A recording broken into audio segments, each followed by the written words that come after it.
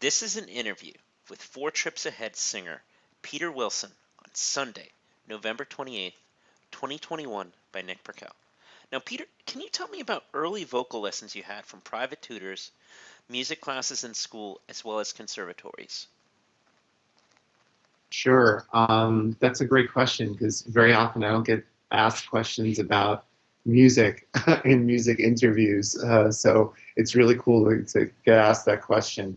My earliest interaction with music was formally my mother, who sang, she was Ukrainian and sang with a choir, which was called Dumka, on the Lower East Side, where there's a huge kind of Ukrainian neighborhood that lasts to this day, and they were very, very popular. They made several records and toured all over the United States and all over Europe.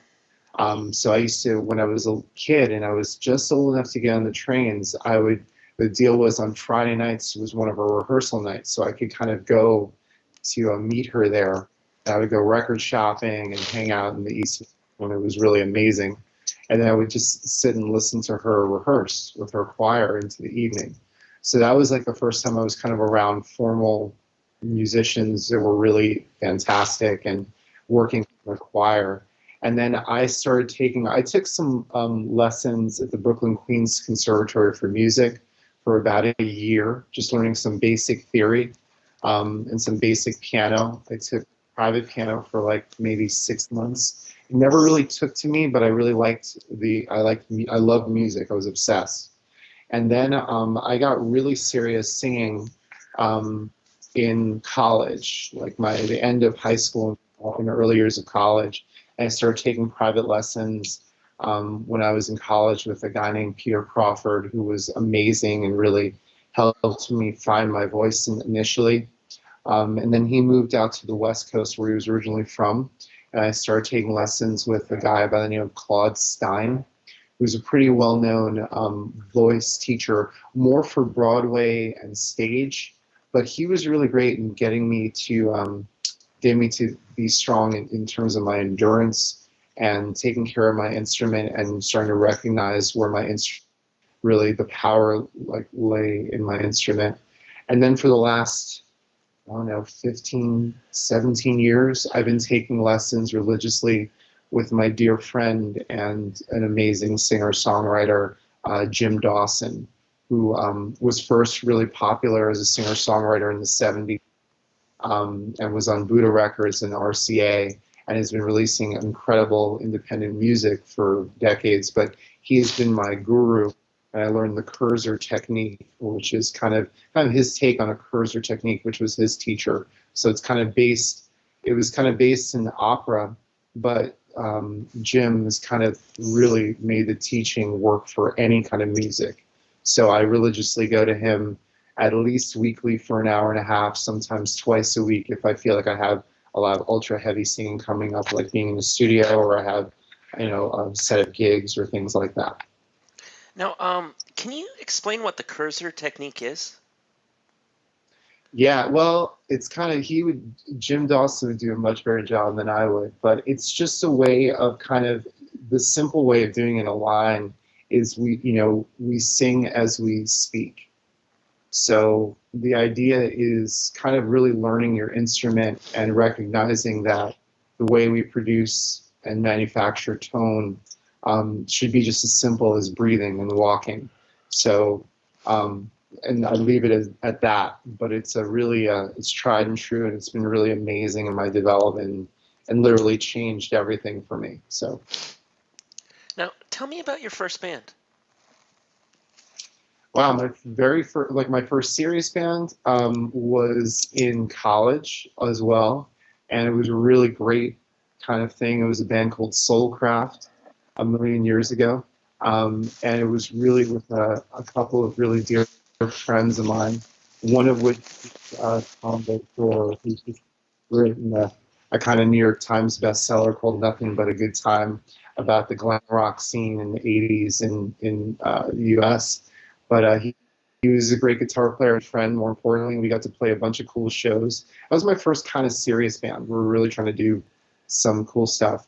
And then the band after that, where I was with for a very long time, was called Smile Orange, I was with that group for about 8.5 years, and we did some touring and put out a bunch of independent releases and kind of got a lot of label interests and got some development stuff going on. So, and then I took some time down after that experience for a while because you kind of connect with people. And then I kind of fell into what's now Four Trips Ahead. Since I knew the guys from Four Trips Ahead because they were in a band and I was in the band Smile Orange, and we just kind of were friends and started to get to know each other. And Brian and I, in particular, became really good friends before I was ever in a band with him. So that helped a lot in our relationship and trusting to want to kind of collaborate again with people after spending a long time with a band that didn't quite make what we wanted to set out to do. So Now, I guess, tell me about the history of Four Trips Ahead. So Four Trips Ahead is like I said, it's kind of like came from the ashes of two bands, where my band broke off and I was just writing with people, and then the guys in the original Four Trips Ahead were they had a singer that wasn't quite working out or was kind of a little more limited in what they were trying to do, and we just got together and were writing songs, and there was chemistry instantly. And we just, immediately I kind of told everyone I was really interested in just doing original music. I love hard rock and I love metal, and but I have a lot of influences. I love music, period. So I kind of wanted it to be a really heavy but melodic kind of band. I didn't really have an idea of exact sound, but I definitely wanted something to be heavy and melodic, and I wanted the players to be great and for us to kind of take a lot of chances with the music we do and to not be afraid to stand out. And when we first came together in New York City, our type of music was definitely not the cool thing. A lot of it was either ultra kind of garagey music, or it was kind of like weird pop or singer-songwriter stuff, trying to be very, different and edgy. We were edgy in a completely different way. So we were kind of melding a bunch of styles. So it was kind of interesting when we started out. A lot of people didn't know what to make of us because we didn't fit any of the neat boxes that were the scene in New York at the time. But we just really believed in the music. And over time, we started to build a following and just kept showing up and I think getting better at what we did. And certainly, we're live performance is really important for Trips Ahead. So anything that we record, there are really great musicians in the band. So it was really important for us to put on a great live show and to be able to pull off anything that we kind of recorded live. And I think that that was a big separation too, because I grew up in a really great live scene. But I have to say that the live scene in a lot of bigger cities, you'll see artists that you kind of get their records and you think they're going to be great, and you see them live and they kind of lack something, or they're not quite as good in terms of singing, or the playing isn't great, and it's more image. And our image is also connected directly to, what we're doing musically. So we want to make sure we were playing at our top level and writing songs that really meant something and were melodic and you could hold on to. So that kind of happened over the last dozen years or so in New York in particular, and it really took off for us. And as a result, we've been able to build a really good following and play, top venues in New York and East Coast, area, and shake a lot of foundations, so to speak. So Now, I noticed you got a write-up in an issue of Prog magazine from England.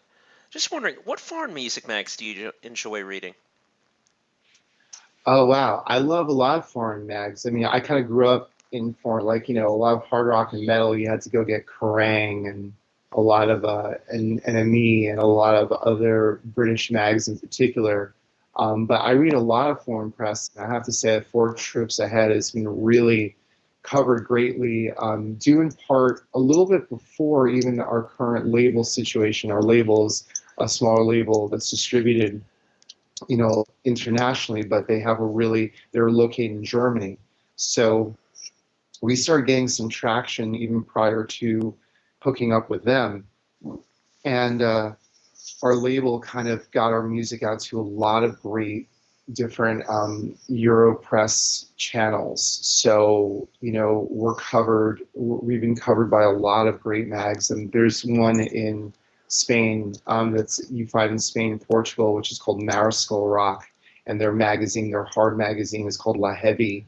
And they've done great coverage and really love the band. Gave our new EP a terrific review and our last full length a great review. So they've been great champions of us.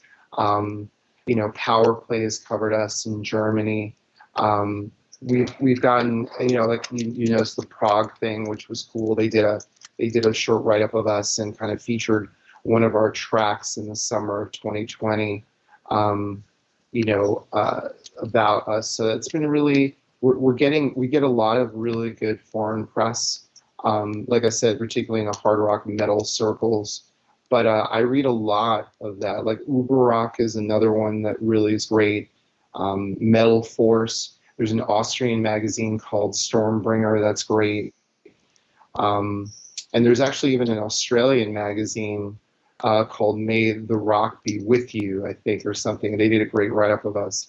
But I would also say that we've gotten some great press here in America too, like Ghost Cult magazine that really likes us hard rock, and they're great for hard rock and metal, and they really cover us and have been supportive.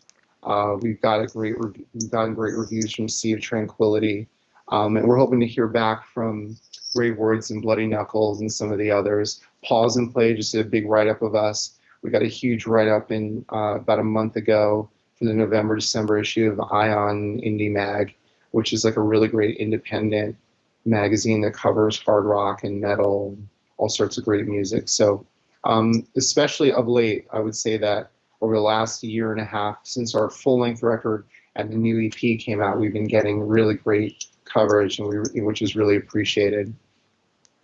I see. Like with me personally, I love nothing more than Burn magazine out of Japan. Yeah. That's been going since 1984. You know about it? Oh, I know all about Burn. I grew up. I used to save up my dough because I don't know about you, but those early, Burn was so expensive compared to even the other import mags. But it was like you were buying a book every month. But I love Burn. I mean, I used to like relish when Kiss or Queen were on the cover of Burn, or and then later on like Maiden and groups like that. So yeah, I love Burn. We haven't been featured in Burn. We're trying to. Actually, I think our stuff was just sent out to them not long ago, but they would be a great magazine to be covered by. But I totally love. I think the Japanese get music in general, and they respect it, and they cover it well. But yeah, I love Burn. It's a great magazine. Now, what would you say when the pandemic set in?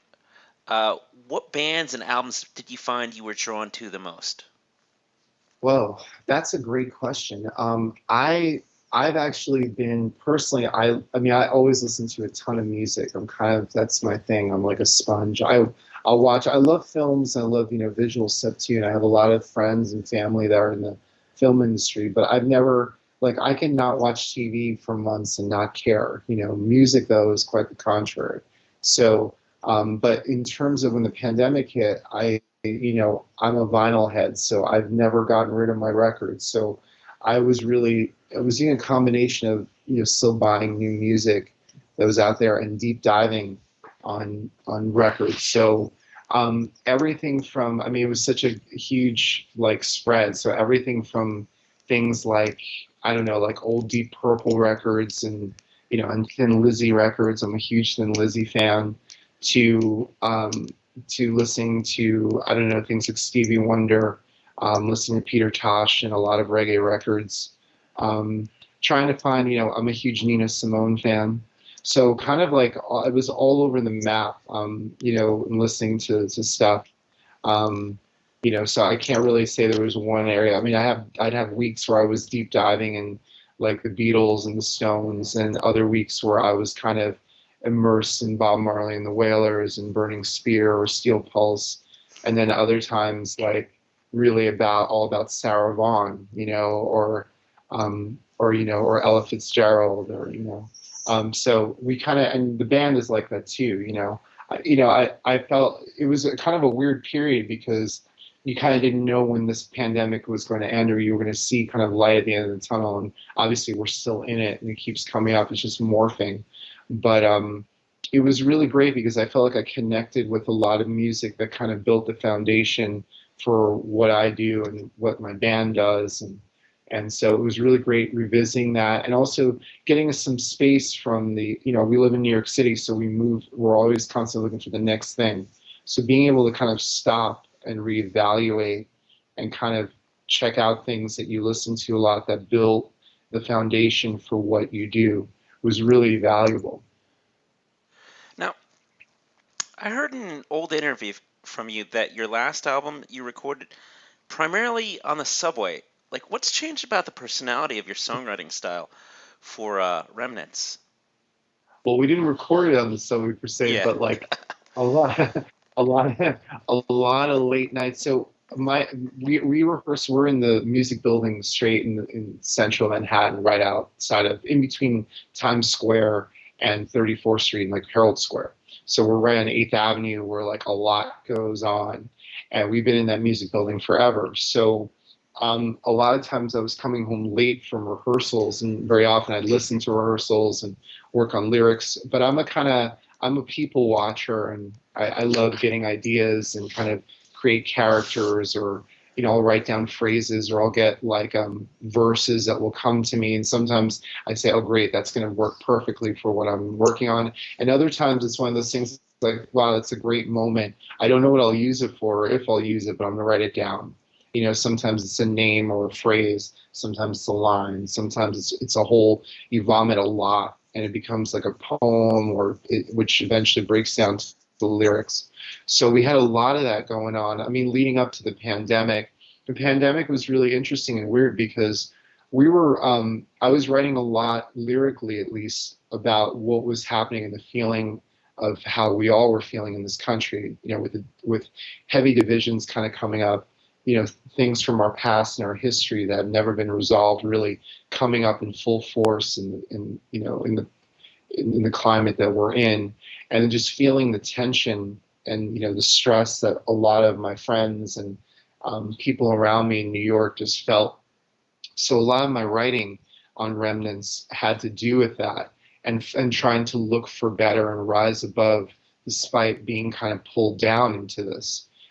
So what happened is that we were writing, the goal was to write for a full-length record, and our last record, we did it in a way that we really liked. We wrote a bunch of songs, and we picked like the 5 that we liked best, and we felt worked together thematically, and then went in and recorded them, and then we kind of wrote some more, and then picked another 5, and that became our last full-length. So we did in kind of these 2 intense sessions where we finished everything. We felt it was really productive, and we could really and really kind of focus our work and be really a little more critical of what we were writing and making sure that our stuff was the best it could be. So the goal was to do the same thing for what was going to be a full-length record.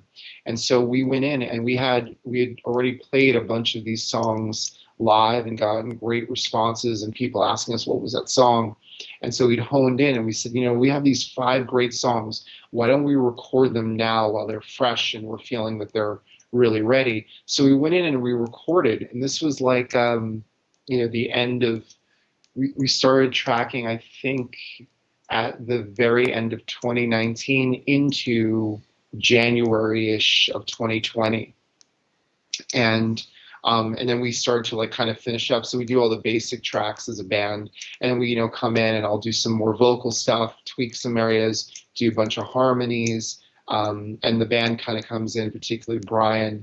My guitar player will come in and add guitar layers, and we did all this work and we did harmonies. And so we were working on, we kind of finished all this up in February of 2020 with kind of some goals about, okay, we'll release a single, we'll do these things, and we'll come back in a few months and finish the album.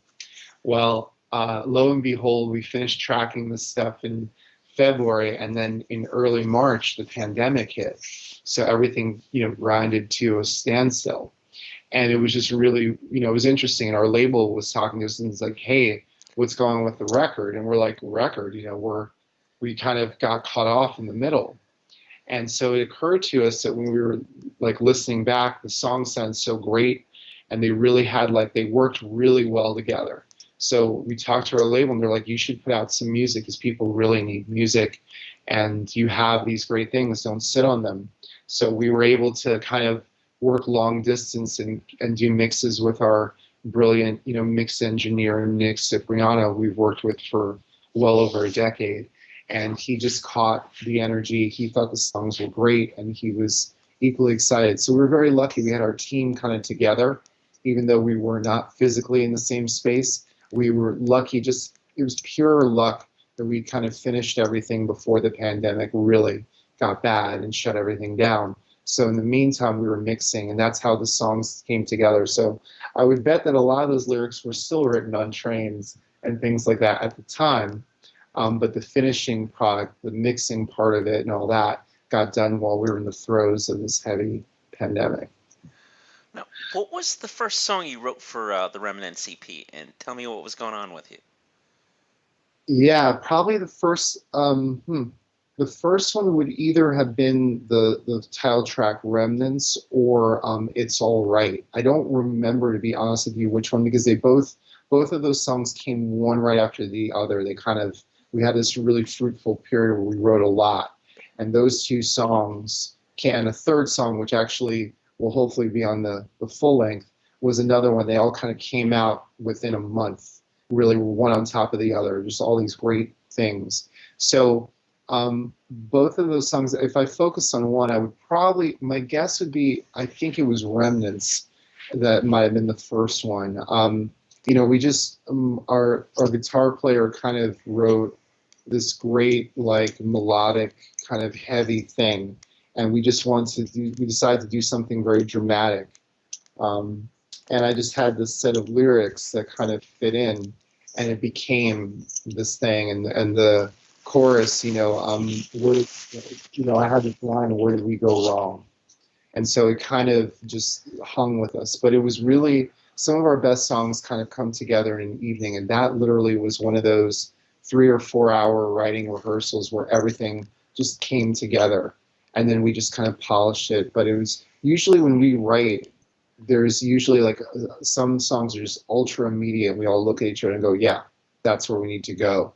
And so really, it's something that I very much value about the band, and that's the chemistry. So that came together, late night stuff, and just kind of reflective about where we were going as a society.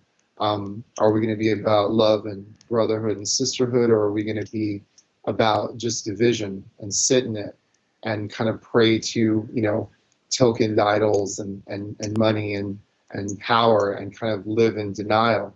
And so those are the songs kind of is pushing people to ask questions about, why are we here, and, what is this about, and what are we about? Are we better than all this, or are we really just not, we're really victims to everything that goes on? So it became this haunting thing and just kept growing. And, it's just one of those things that's really immediate and has hit with our fans the same way.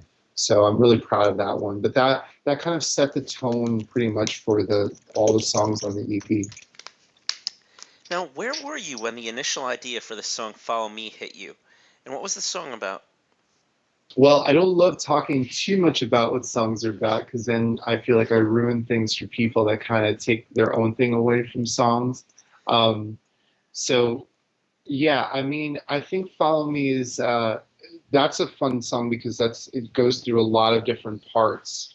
And it's usually, we joked actually that we were going to try to stay away from writing an epic kind of longer song on this. We were going to try to do more immediate songs, but man, with our group, it just creeps up. So I think it's funny that you're asking about that song, because that was like not supposed to be the kind of song we'd write, and lo and behold, it just kind of came around. And it was kind of it just came together. That song came together melodically. It was interesting. It just, the parts kept building on one another, and the idea was to kind of find, without sounding corny, but to find some sort of solace in who you are, and that realizing that you don't have to look outward all the time, for guidance. And you have to sometimes kind of hone in on what makes you a good person and how you can connect with others by believing in what you have to offer. So the question is like, what are you following, and kind of, and the idea of like, what does it mean to necessarily follow someone? Does it mean that you kind of just take inspiration from, or do you blindly just go after and chase things that aren't necessarily always the best for you? So there's a lot of introspection in that song, and you can kind of read between the lines and what's happening there. But that was like kind of like that took actually several weeks to kind of pull together, because we wanted to have all these different feels and kind of, and the lyrics to really connect with the emotions in the song. And there's, as you know, there's this acoustic break in it, which I think really is something different, and really makes the song a little more unusual. Now, what would you say is your most cherished musical possession in your collection? Musical possession. Well, I mean, personally, it would probably be, this sounds very, very, like this might sound very strange to folks, but I would say like a musical possession, quote unquote, would definitely be my lyric books and like all my notes for the last, I have like several books over the last, I don't know, 2 decades, maybe 3 decades, where there's a lot of like my stuff, if you want to learn about who I am as a person, in those books. So in a sense, that would be, if that was a possession, that would be kind of the most cherished thing to me. And that sometimes I like looking back, not too much though, I don't really kind of go deep dive, but I like knowing that they're there, because it's kind of like, it's, if I ever want to kind of crack into what I was thinking at the time, I could probably look at what I was writing lyrically. So those on a personal level are probably most cherished. But I don't know, like I don't think too much about possessions like that. I don't really, because I see music as, we're creating something that is not, something that does not exist. It's just something that's, the closest thing to some spiritual kind of upliftment is art, whether you're creating something from nothing. So I would say that, on another level, the other most cherished thing would be just all the music that I've recorded, and particularly the last few Four Trips Ahead records and releases have been super important to me. I think I'm really proud of where we're going sonically, and I think it really represents something different and fresh. But I don't really even see that as a possession per se, because it's something that's open for people to kind of dive in and listen to, and hopefully get some sort of strength from and some inspiration from. And what is your favorite urban legend or ghost story from New York City? There's so many. Yeah, I mean, growing up in New York, it's always stories, some of which were very true and some were not. Well, I don't know if it's a ghost or urban legend per se, if it's an ultra legend, but there's some truth in the legend. So I mentioned to you that we rehearsed in the Music Building in New York City, which is Midtown and older and kind of run down, kind of was fixed up a bit, but it's always kind of run down.